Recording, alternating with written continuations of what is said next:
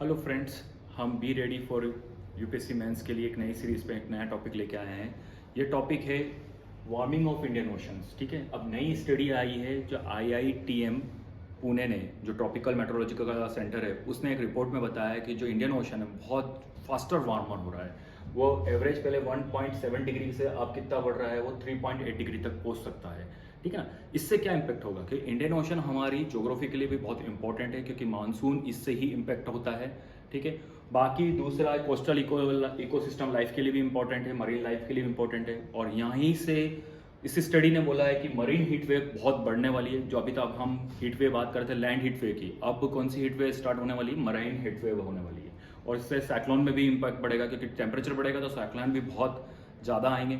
इसलिए ये क्वेश्चन और ये टॉपिक बहुत इंपॉर्टेंट होता है यूपीएससी के लिए, क्योंकि ये ज्योग्राफी से भी रिलेटेड पूछ सकता है और दूसरा ये आपके जीएस 3 से भी पूछ सकता है। और ज्योग्राफी में बेसिकली मैंने वही क्वेश्चन देखे हैं जहाँ थोड़ा सा डिस्टर्बेंस क्रिएट हो रहा है और जो कन्वेंशनल प्रोसेस से कुछ नया एड ऑन हो रहा है, जहाँ कुछ हो नहीं रहा था वहाँ कुछ अजीब सा होने लग गया, तो उससे रिलेटेड क्वेश्चन आ रहा है। जैसे आप प्रीवियस ईयर देखेंगे कि पोलार वर्टेक्स था वो डाउन हुआ और आपकी टेक्सा यूएसए तक क्या आई है, कोल्ड वेव आई है। फिर आपने उसी तुरंत क्वेश्चन एक और देखा था आपने, कुछ साल बाद ही उसका देखा था, तो कनाडा में हीट वेव चली थी और कनाडा में जो टेम्परेट क्लाइमेट है वहाँ भी 48 डिग्री टेम्परेचर हो गया था, उससे ही रिलेटेड वो क्वेश्चन पूछा था। तो मतलब वैसे का आपका एनालाइज यही है कि कुछ भी नॉर्मल इन्वायरमेंट प्रोसेस पे जो आपकी पैटर्न है, क्लाइमेट पैटर्न में चेंज आता है, तो यूपीएससी उसी से क्वेश्चन पूछती है। इसलिए मेरा प्रेडिक्शन है कि एक वार्मिंग ऑफ इंडियन ओशन से क्वेश्चन आ सकता है, क्योंकि ये बहुत इंडिया के लिए इंपॉर्टेंट है। ये आपके मानसून को भी इम्पैक्ट करेगा, साइक्लोन को भी इम्पैक्ट करेगा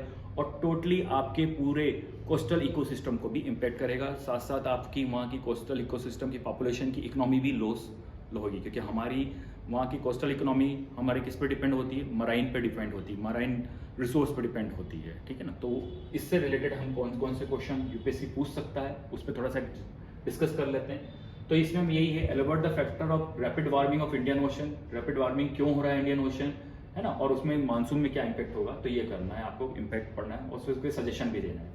दूसरा क्वेश्चन होगा कि क्लाइमेट चेंज से इंडियन ओशन पे पर्टिकुलर क्या इम्पैक्ट पड़ रहा है, क्लाइमेट जो चेंज हो रहा है उसमें इंडियन ओशन में पर्टिकुलर क्या इम्पैक्ट हो रहा है, तो थोड़ा सा आप इसको डिटेल करना। और इंडियन ओशन की warming threat in Indian coastal region, तो वही बोला था कि इंडियन ओशन वार्म हो रहा है तो कोस्टल रीजन में क्या होगा, सबसे ज़्यादा थ्रेट होगा, तो उससे रिलेटेड क्वेश्चन पूछा है। उसके सोशल इकोनॉमी के इम्प्लीमेंटेशन को भी पूछा है आपको। ठीक है, फिर अभी बताया, इसी स्टडी ने बताया कि मराइन हीट वेव चलेगी, बिकम मोर फ्रिक्वेंटली हो जाएगी, तो मराइन हीट वेव का तरह से कौन सा क्वेश्चन हो जाएगा, ये डिजास्टर मैनेजमेंट में भी आ जाएगा और ये जीएस में भी पूछ सकते हैं कि मराइन हीट वेव क्यों चल रही है, जीएस फर्स्ट में।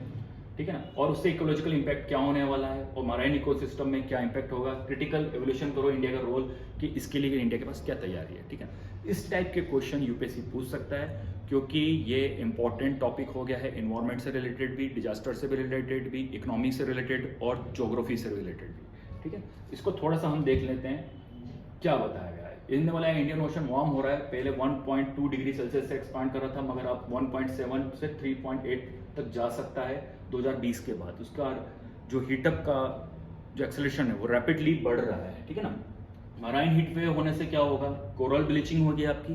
ठीक है ना, कोरल जो आप बोलते हैं ट्रॉपिकल रेन फॉरेस्ट जो बोलते हैं, डाइवर्सिटी का बहुत होता है लैंड के अंदर, ऐसे ही कोरल रिलीफ कहाँ होती है, आपकी समुद्रों में होती है, तो कोरल ब्लीचिंग हो जाएगी। फिर सी ग्रास डिस्ट्रक्शन हो जाएगा। अगर सी ग्रास डिस्ट्रक्शन हो गया तो जो भी मराइन एनिमल्स हैं वो भी उसके पूरी इकोलॉजी पे इम्पैक्ट होगा।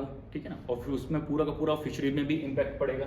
फिर लॉस ऑफ केल्प फॉरेस्ट का भी होता है। केल्प फॉरेस्ट वो होते हैं जो अंडरग्राउंड फॉरेस्ट होते हैं, जैसे आपकी डुगोंग जैसे बोलते हैं ना, सी काउ, वो इन फॉरेस्टों पे रहती है। तो मतलब बहुत सारे क्रिटिकल इंडेंजर एनिमल्स का ये पूरा घर है और पूरी मराइन इकोसिस्टम पे इम्पैक्ट हो सकता है। दूसरा एक और बड़ा प्रॉब्लम ये है कि अगर हम कह रहे हैं क्लाइमेट चेंज होने से क्या होता है, ग्लोबल वार्मिंग होने से अंटार्कटिका और आर्टिक सी पिघल रही है, जिससे सी लेवल राइज हो रहा है, तो इससे ज़्यादा थ्रेट नहीं होता है। उससे ज़्यादा थ्रेट किससे होता है, थर्मल एक्सपांशन। एक और वर्ड याद रखना, थर्मल एक्सपांशन।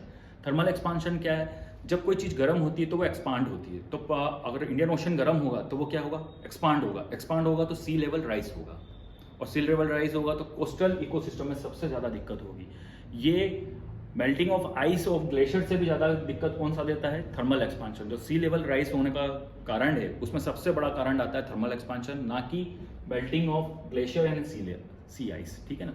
तो ये भी कोस्टल इकोसिस्टम में होगा, सबमर्ज करेगा, लैंड की बहुत कमी आएगी। इसलिए आपने देख लिया कि इतने सारे पॉइंटेड से रिलेटेड क्वेश्चन है ये, तो इस बार यूपीएससी की मेंस आपसे इस टाइप के क्वेश्चन पूछ सकती है।